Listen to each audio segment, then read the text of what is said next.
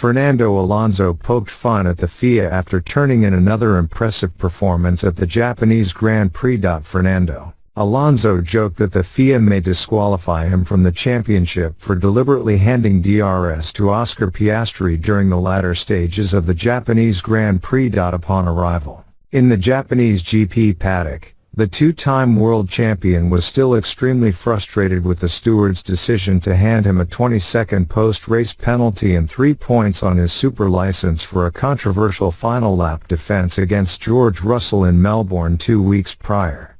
Alonso utilized some clever tactics during Sunday's race as well. Heading into the final few laps, the Spaniard was running in P6 with Piastri running close behind in P7 and Russell hunting them down with much fresher medium compound tires in P8. With Russell closing at a rate of knots, Alonso took a leaf from Carlos Sainz's book, replicating his compatriot's strategy from the 2023 Singapore Grand Prix and deliberately backing up, giving DRS to Piastri behind to help the Aussie defend from the charging Mercedes driver. This was working perfectly and would have allowed both himself and Piastri to hold position, but the McLaren starlet made an error at turn 16 on the penultimate lap, allowing Russell to set up for an overtake on the final trip to turn 1.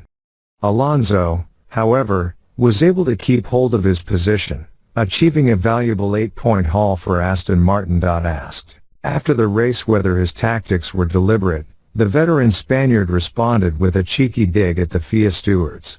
"I don't know what to say, after Australia," he said. "Maybe they disqualify me from the championship."